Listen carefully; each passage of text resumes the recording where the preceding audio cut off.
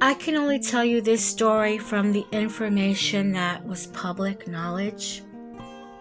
Qaadir Malik Lewis and Naazir Rahim Lewis, 19, were said to be close-knit, inseparable. When you saw one, you saw the other. Their uncle Rahim said he never even seen them get into a fistfight. The twins were scheduled to fly to Boston on March 7th to visit friends out of state, but the twins ended up on a mountaintop that they had no ties to, an unfamiliar place that was far away from their home. The twins would be found fatally shot at the top of Summit Bell Mountain in Georgia, a remote lookout near North Carolina border, 90 miles away from their home. Why would Qaadir and Naazir even be there, instead of on their way to see friends as was planned, with reported airline tickets still in their pockets? A hiker would be the one to find their lifeless bodies. The GBI almost immediately called it a murder-suicide, based on the results of the medical examiner's autopsy and other findings is what they shared with the family. The family of the twins believe there is no way that would happen. They would never turn on one another. The family felt these boys were murdered and wanted a full investigation. Rumors of Bell Mountain being close to a sundown town where unless you're white, you are not permitted to be in that town after hours.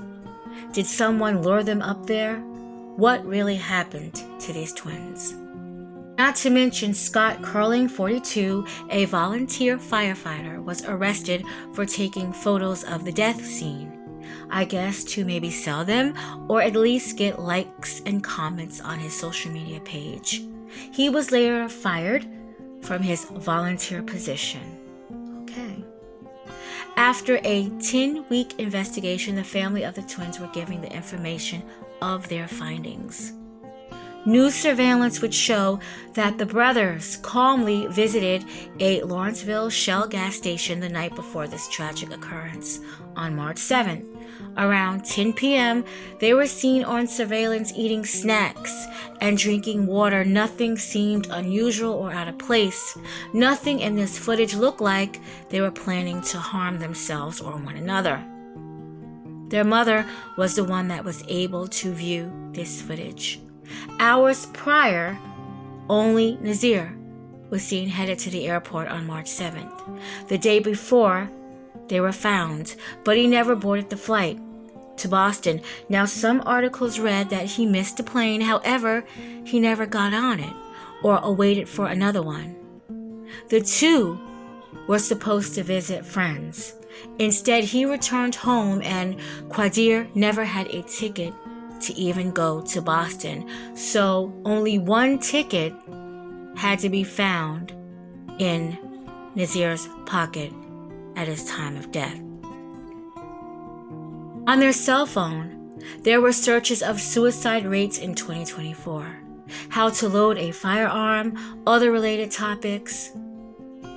Naazir purchased ammunition just days prior, and it was delivered to their home on March 5th, which meant there was already a gun in their possession.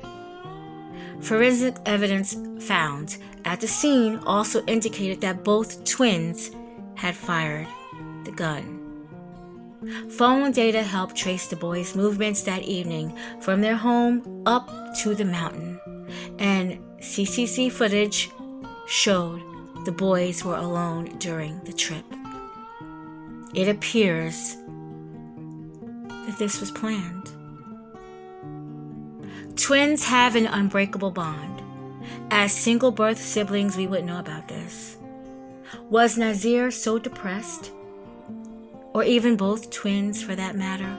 But for Naazir to purchase ammunition, was he supposed to end his life in Boston? But you can't board a plane with a gun.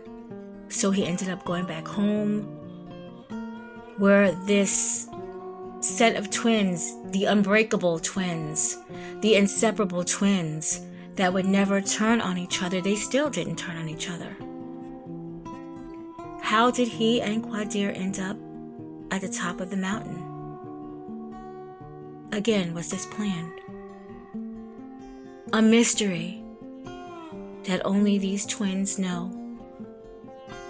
And they are no longer here. A mystery that this mountain will hold forever. My condolence to the family. I hope they can find some peace in knowing that we followed this case. We wanted justice, and we hope that they can find some comfort one day.